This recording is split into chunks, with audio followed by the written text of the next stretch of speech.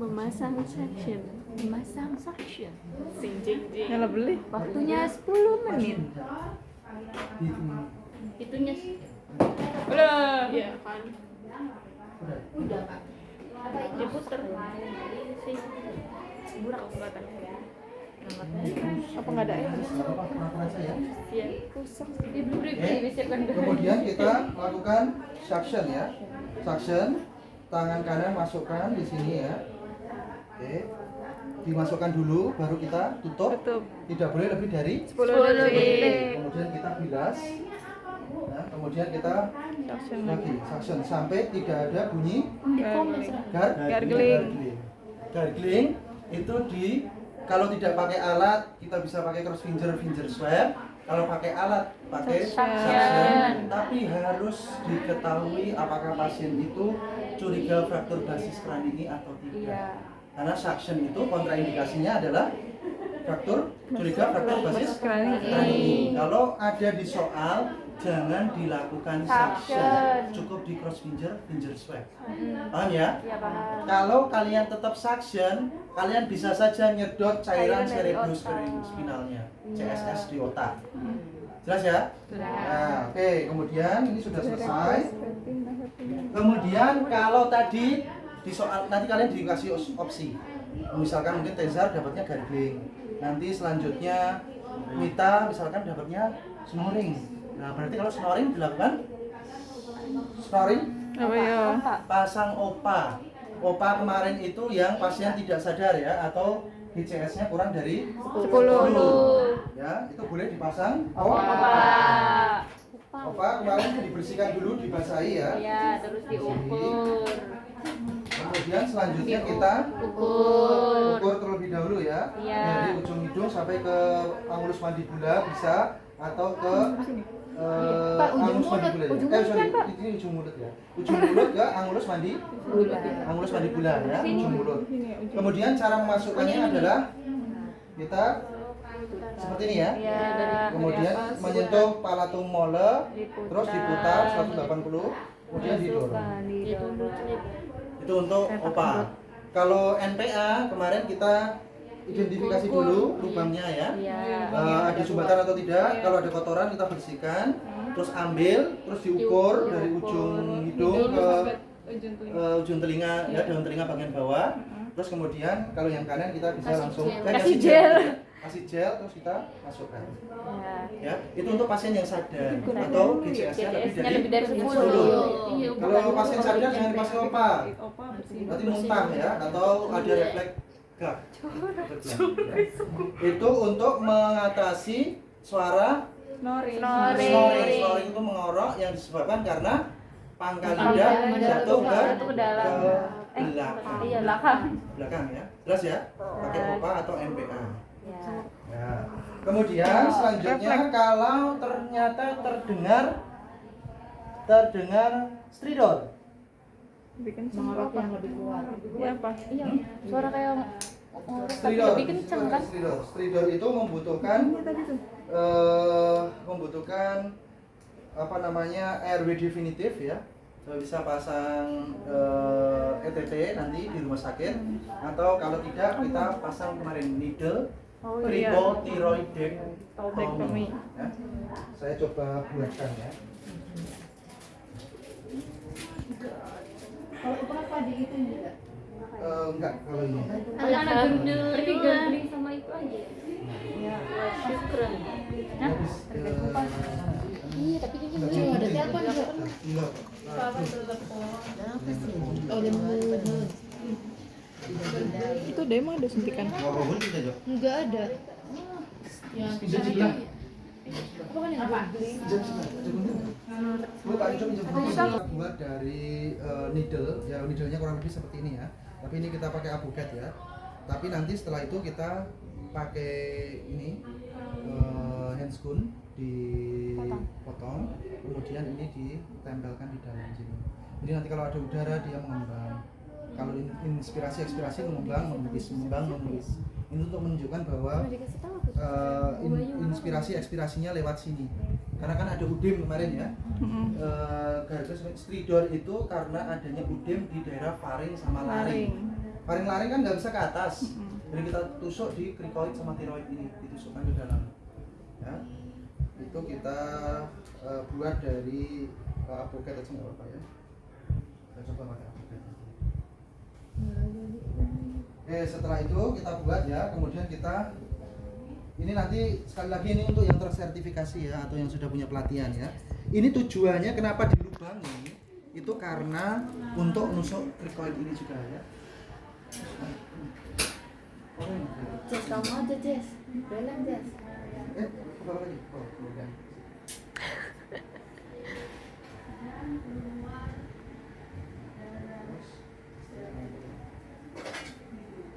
Nah, ini nanti di plester ya. Ini nanti di plester. Setelah di plester, kemudian kita gunting sedikit di ujungnya. Nah, seperti ini bentuknya ya. Needle cricotiroidectomy sementara ya. Kemudian selanjutnya kita tusukkan di daerah krikoid sama tiroid ini. Ya, kemudian ini ditusukkan. Ya, sampai ini ada gelembungnya. Nah, kalau ada gelembungnya berarti ada udara yang keluar masuk.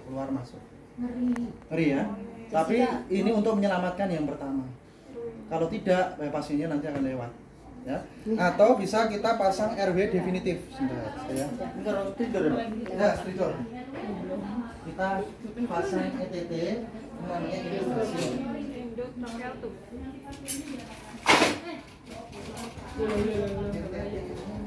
Jangan pegang-pegang. Ngapain pegang-pegang? Posisinya sudah di rumah sakit dan ada yang bisa masang ya. Dan juga sertifikasi ini pakainya ETT. Berarti pas operasi enggak Pak? Ini bisa saja enggak, hanya diucapkan saja biasanya ya.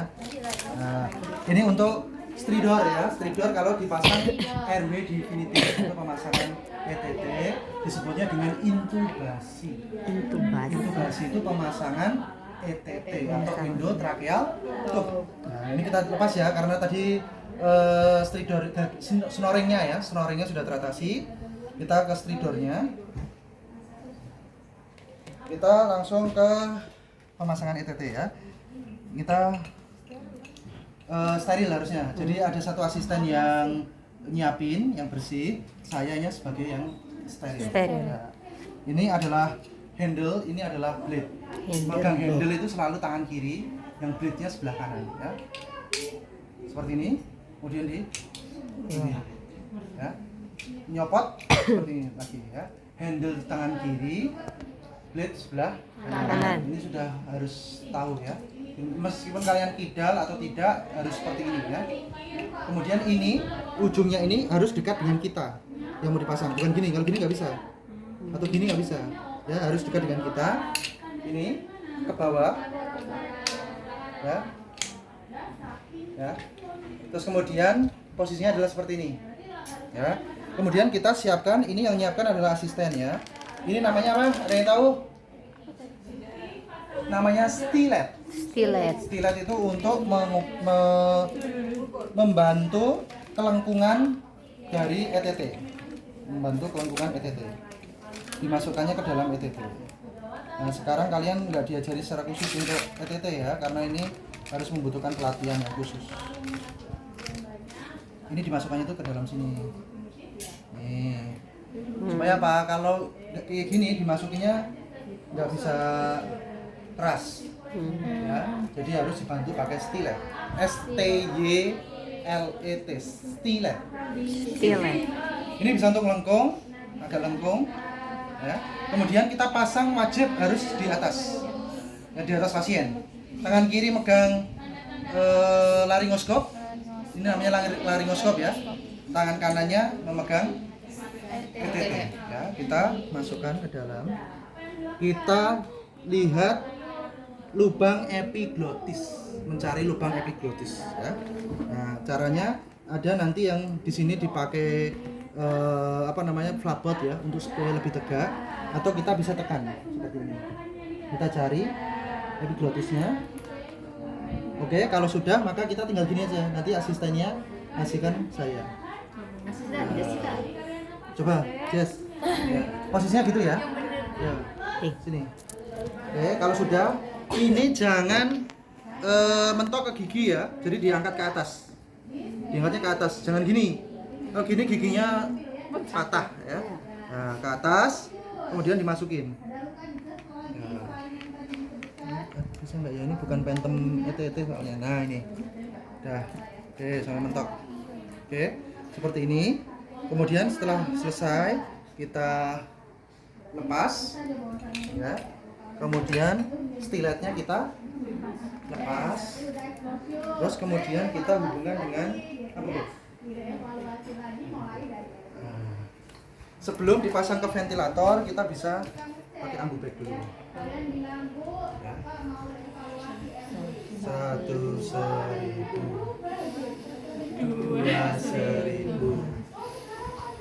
3.000. Terus kalian bagging sampai ventilatornya ada atau siap. Ya, itu untuk pemasangan RW definitif, yaitu pemasangan ETT. Kita lihat dulu di situ pengembangan dadanya kanan kirinya sesuai atau tidak. Harusnya sama. Kita memasang ETT itu dalamnya sampai karina. Karina itu percabangan dari trakea mau ke bronkus, itu namanya karina. Nah, sampai karina itu nggak boleh ke bronkus kanan atau bronkus kiri. Kalau terlalu bawah, kita tandanya setelah dimasukkan nanti ngembangnya tidak sama. Ya, itu ya. Nah, itu adalah untuk pemasangan RW definitif untuk mengatasi RW yang bunyinya stridor. Oke, cukup ya. Kalau sudah, sebenarnya ini nanti bisa difiksasi ya pakai apa namanya, Hipavik. Pakai Hipavik ya. Oke. Itu RW. Terus baru RW ya itu ya. Terus kemudian selanjutnya Baru. guarding, snoring, stridor ke breathing. Breathing itu kita look, inspeksi, auskultasi, perkusi. Diinspeksi ada jejas atau tidak ya. Kemudian diinspeksi ya. Tindakannya breathing itu kita inspeksi ya, inspeksi ada jejas atau tidak di dada, ada luka terbuka atau tidak, ya. Karena nanti ada 5 masalah yang mengancam breathing, ya. Yang pertama open pneumotorak. Open pneumotorak itu kalau terjadi luka terbuka dan menghisap di daerah dada, baik dada kanan atau dada kiri. Ya, caranya dengan membuat kasa 3 sisi.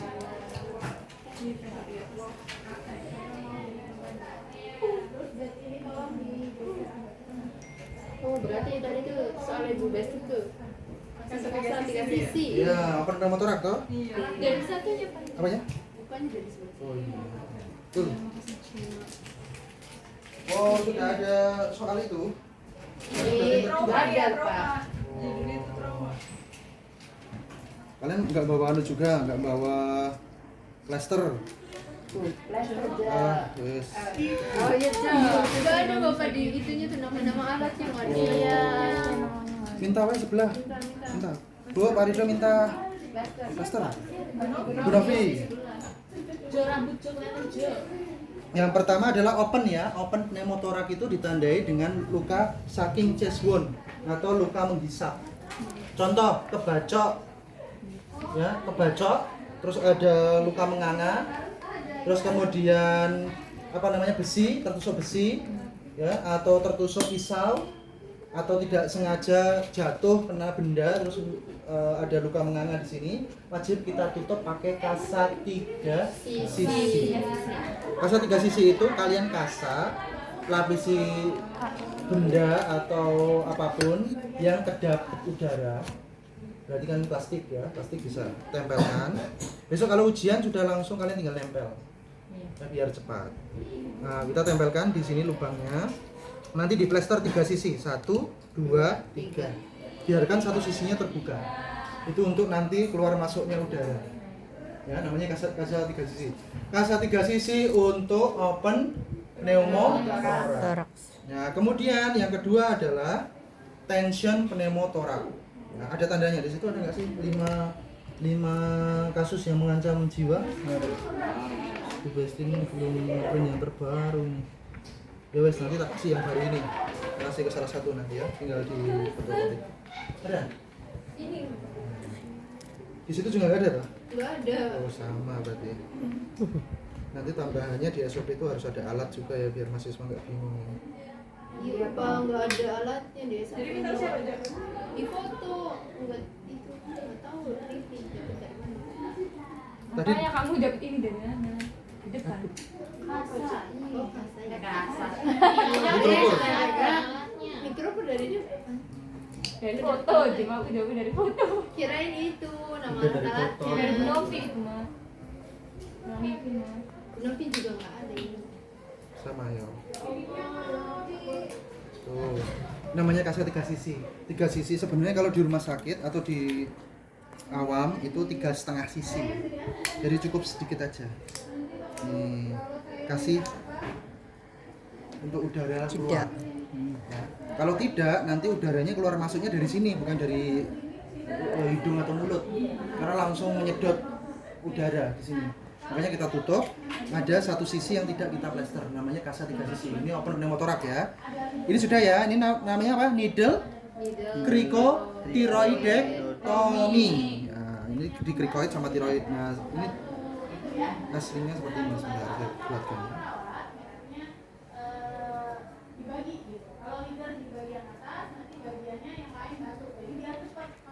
Nah, ini namanya simultan ya, biar cepat itu simultan.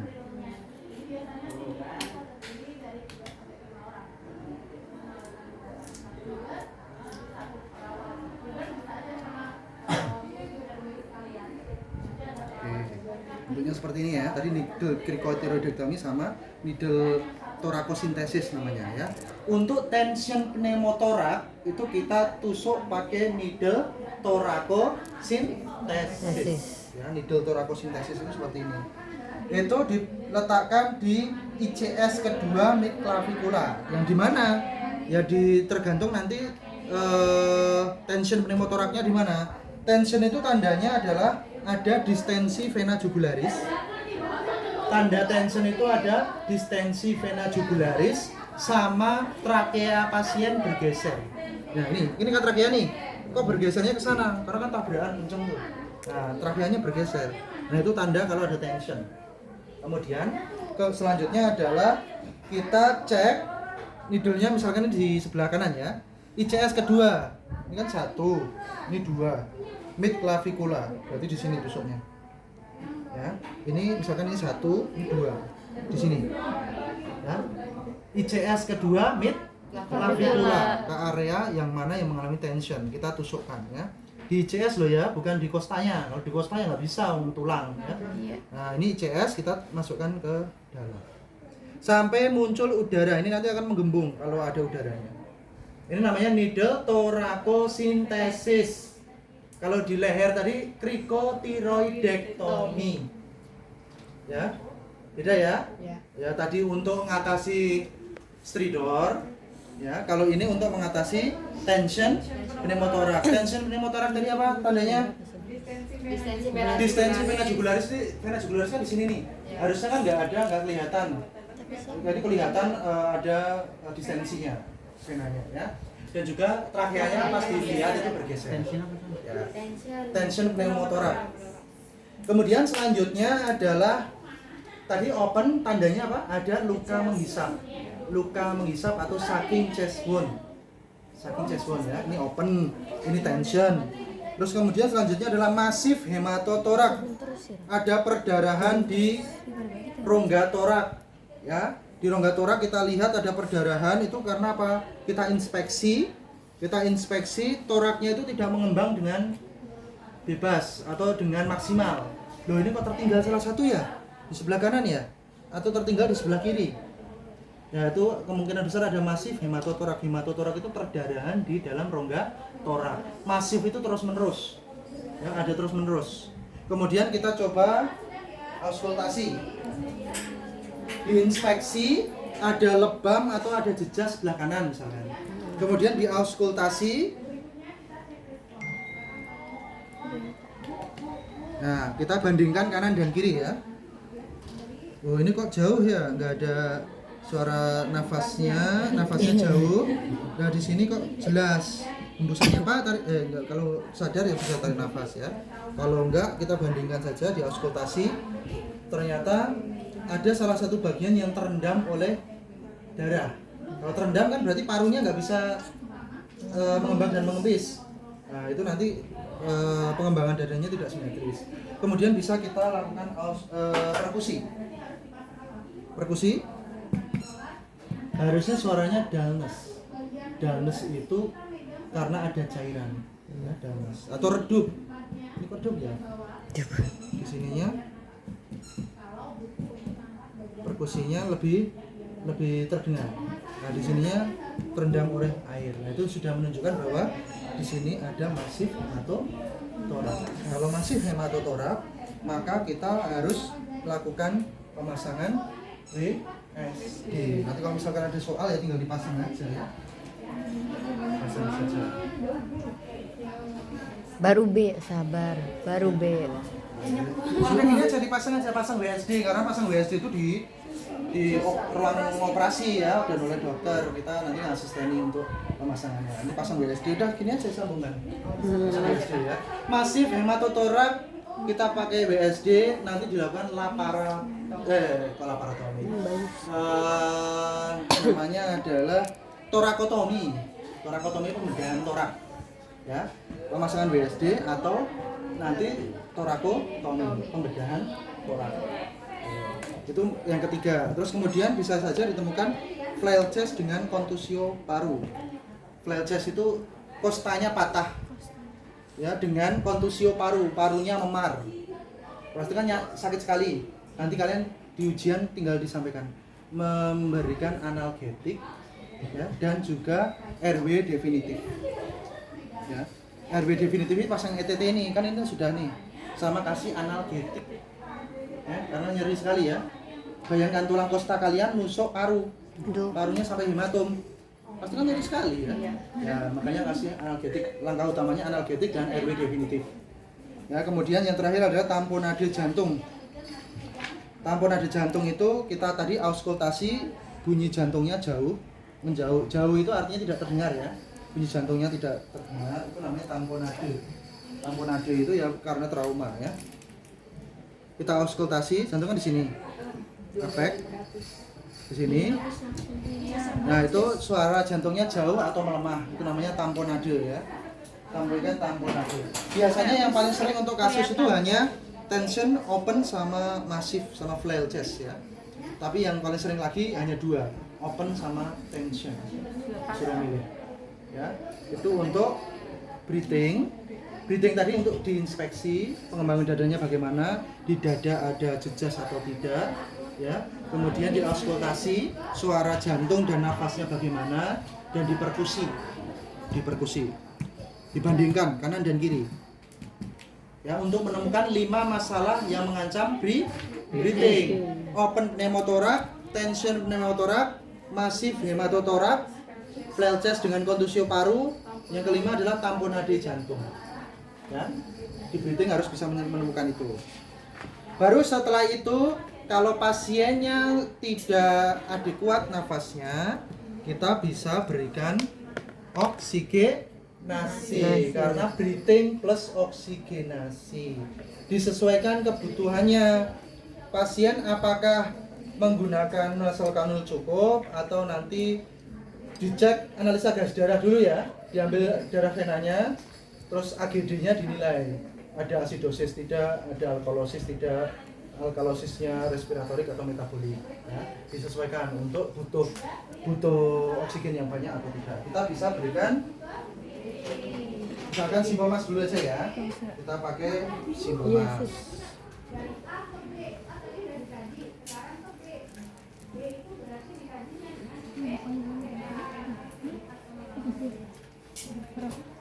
Tapi juga baru sampai B. Ada keahliannya.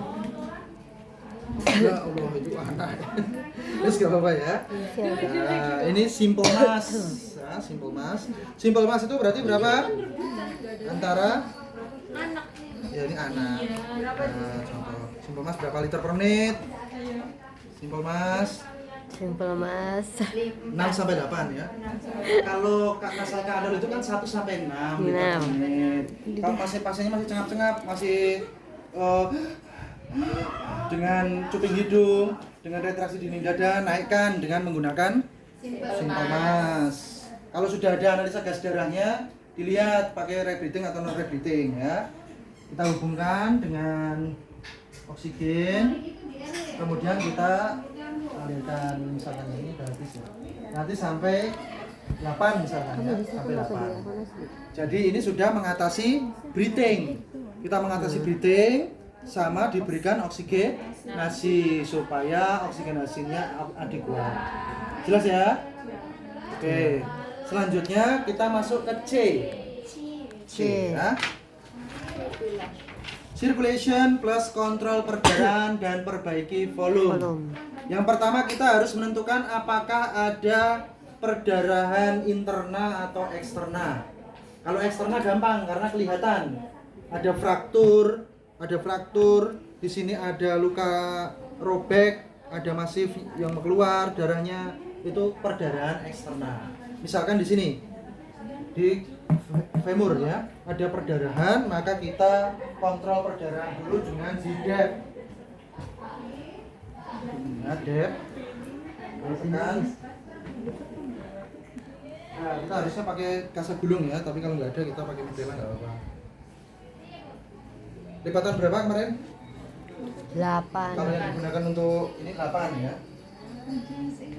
Ini Jessica mau ngantuk bayi nggak? Tunggu dilalai bae udah bener tuh. Iya, Lipat. dilalai. Kita balut tekan ya. Sorry. Kita balut tekan. Nanti kalau nggak ada mitela biasanya dikasih kasa gulung ya. Di ujian dikasih kasa gulung. Kemudian kita tali. Pokoknya ada ucapan kalian balut tekan. Bukan balut tekan. Balut tekan. Itu untuk mengurangi perdarahan yang masif. Hati-hati untuk perdarahan yang terjadi pada organ yang berongga dan tulang panjang. Ya, tulang panjang itu mana? Femur, terus ini tulang bawah ya, tibia fibula, cruris crura ya, tibia fibula, humerus, radius ulna. Itu menyimpan banyak darah. Sama satu lagi yang paling banyak adalah abdomen. Kalau abdomen gimana Pak di soal? Nanti kalian ada gurita. Gurita kalau bayi itu. Iya. Nah, kalau ini gurita untuk trauma itu yang gede. Kalian pasang gurita, kemudian diikat satu-satu. Itu untuk menekan volume biar nggak mekar. Kalau abdomen ini kan melar ya, atau elastis. Kalau terisi darah berapapun dia akan tertampung. Makanya kita harus pasang gurita. Itu prinsip baru tekan ya. Kontrol perdarahan dan yang terakhir adalah perbaiki volume. Perbaiki volume kita siapkan. Nah, kalian bawa infuser tapi nggak bawa kabot. Oh ini. Bolak balik kok. Nah, kita siapkan infuser. Ini nggak nginfus beneran, cuma langsung cepet aja. Mungkin nanti pas ujian sudah disiapkan 1 set. Tinggal kalian masukkan ke tangannya. Tinggal dicus. Mungkin mungkin Itu kasihnya Ya udah, kalau pusing 22.500 sudah. Seenggaknya berusaha dulu. Apa hasilnya? Jangan Jess. Taman bisa masuk playbook wis. Iya, Ah, yang labnya lah, bilang yang punya labnya. Lihat rambut ini. Iritin. Kalau bisa mau gratis sampai dia. Ini udah media semua. Nah, kalau mau gratis jangan remedi. Sudah kamu Jess. tuh tidak menjawab pertanyaan. Hah? Tidak menjawab. Ya udah maaf. Jadi Nah, nanti sudah kasih disediakan langsung asisten. set seperti ini, kalian tinggal masukin di sana aja.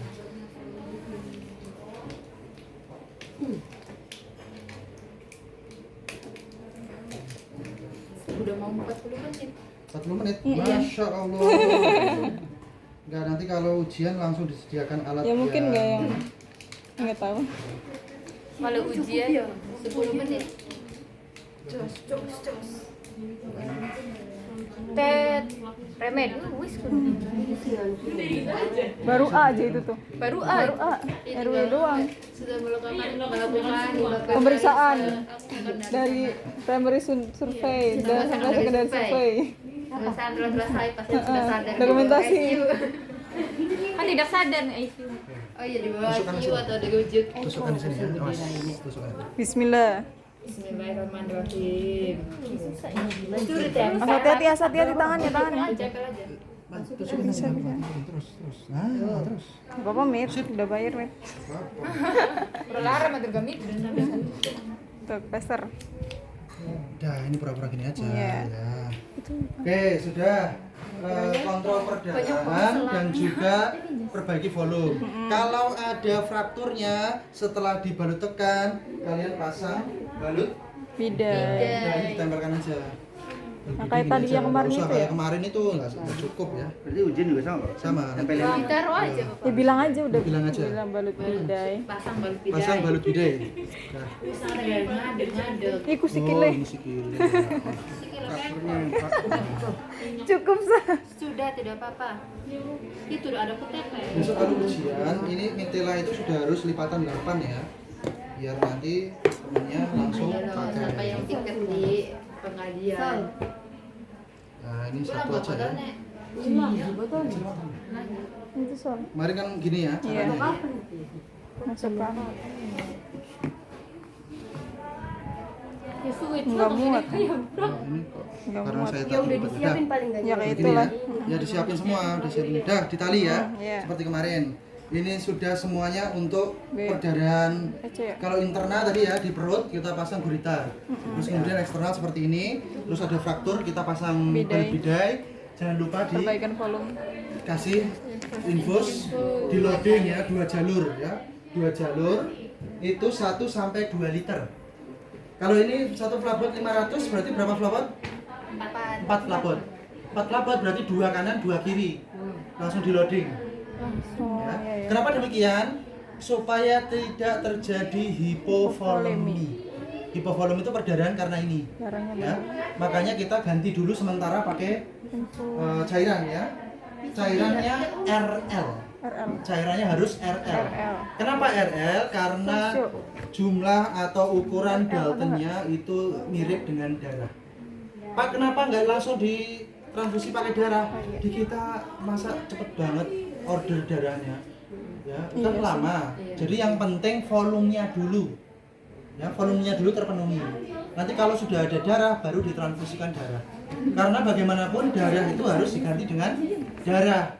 Karena kalau cairan RL itu tidak bisa mengikat oksigen. Kalau darah kan ada hemoglobinnya. Hemoglobin untuk nanti mengikat oksigen ke seluruh tubuh. Tapi kenapa Pak kok cairan dulu? Karena untuk memenuhi volume dulu ya. Untuk memenuhi volume dulu, belum memenuhi nanti untuk fungsi transportnya. Jelas ya? Iya, Pak. Cairannya RL yang dihangatkan. Kenapa harus hangat? Karena supaya vasodilatasi. Karena kan butuhnya cepat. Kalau vasokonstriksi kan mengempis, ya atau kolaps, nggak bisa masuk, harus dihangatkan. Hangatkannya jangan ditaruh di kompor, tapi air hangat di baskom. Kalian masukkan flabotnya di Baskomnya. itu ya. Jelas ya? Untuk C ya. Oke. Baru C. Ya, D, lanjut. Terus kemudian D. Nah, kalian harus tahu juga di C itu adalah tanda-tanda shock hipovolemic. Shock hipovolemic itu akral dingin, cyanosis, turgor kulitnya jelek, mukosa bibir kering, matanya cekung. Itu tanda-tanda kalau pasien kekurangan cairan ya. Nanti di soal barangkali dikeluarkan itu. Sekarang disability, ya menilai dengan cepat kesadaran pasien tadi. Kalau tadi menggunakan AFPU kan sudah pasiennya penurunan kesadaran. Kita sekarang nilai DCS-nya. Saya langsung kasih kasus. Kalian nilai berapa DCS-nya ya. Oke. Mata membuka mata dengan suara. Berarti berapa E-nya? 3. Membuka mata dengan suara 3.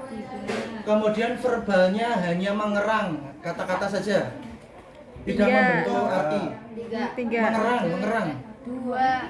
Oh iya, dua. Mengerang itu 2. Kalau kata-kata masih aduh sakit itu masih 3 ya. Kalau mengerang itu 2. Motoriknya adalah fleksi abnormal. 3. Fleksi abnormal 3. Berarti berapa itu? 3, 2, 3. 3, 2, 3. 3, 2, 3. Berarti 8. 8. DCS-nya 8. Awas, kalau ujian dihafalkan itu ya. Nah, karena nanti di soal tinggal kalian jumlahkan berapa total. GCS-nya 8. Ya. Itu. Terus kemudian selanjutnya adalah penilaian pupil. Pen lagi, Ada Bapak pen lainnya. Iya, Jo, ada Jo. Penilaian pupil, alhamdulillah ada ya. Kita nilai dulu.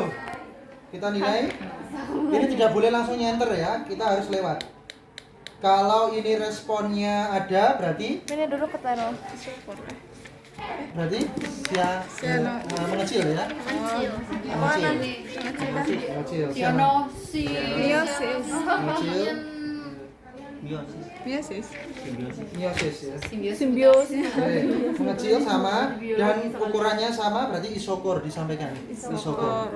Kalau ternyata kok nggak ada responnya, berarti Metriasis. cek respon. Cek berespon terhadap cahaya atau tidak, ukurannya sama kanan atau kiri. Atau tidak. Ya, 2. Ya.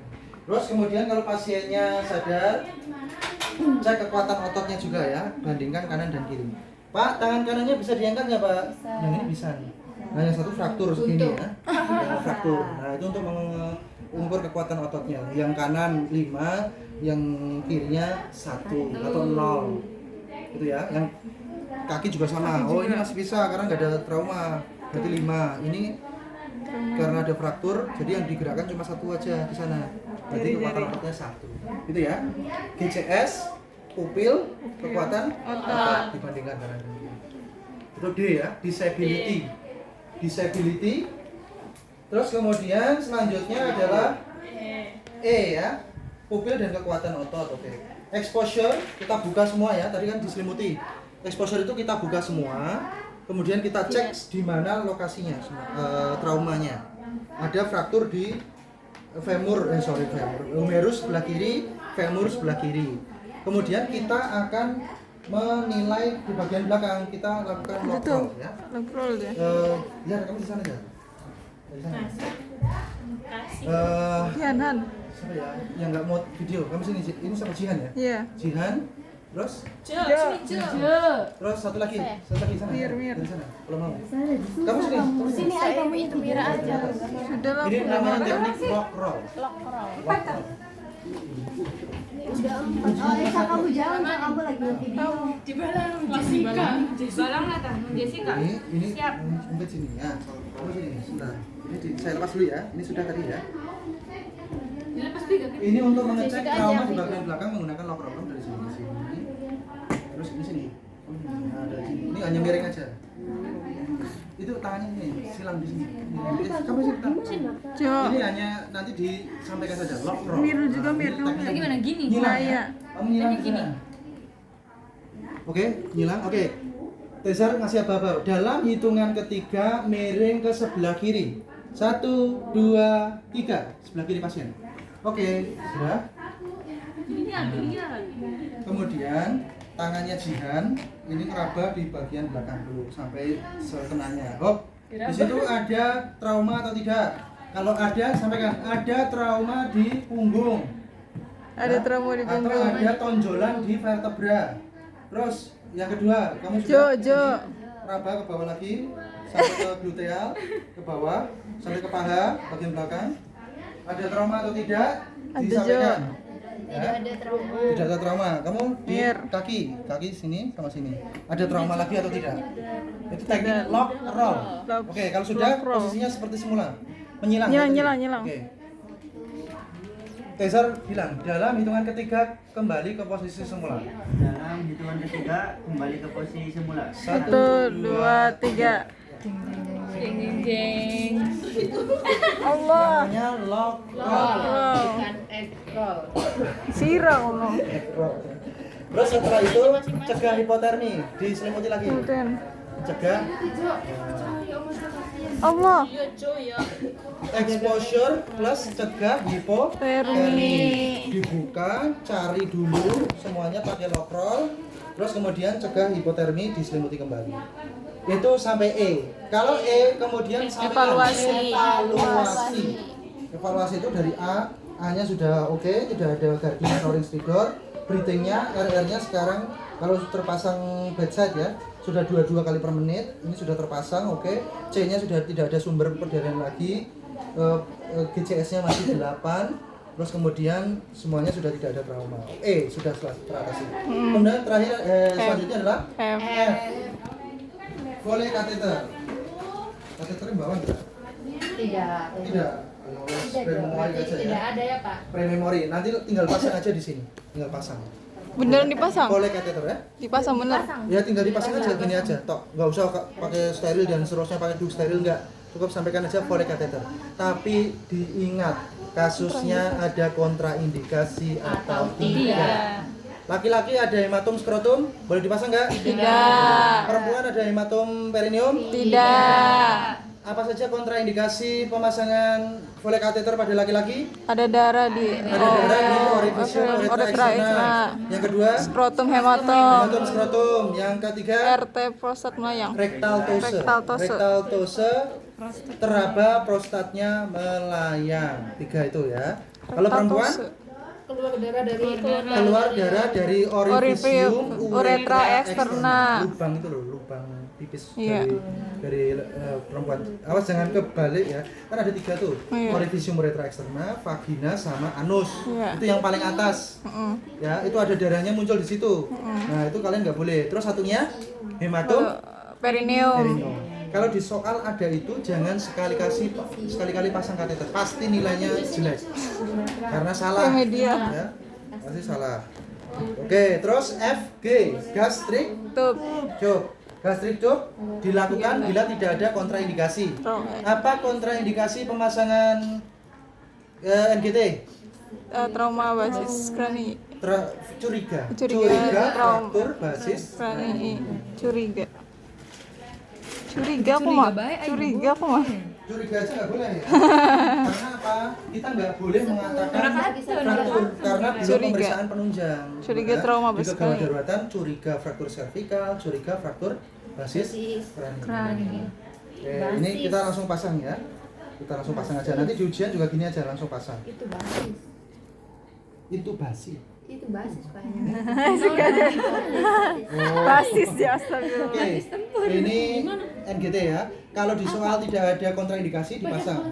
Kalau di soal ada kontraindikasi yaitu basis krani, curiga fraktur basis krani nggak boleh. Kemudian heart rate monitor, heart rate monitor, pulse oximetry.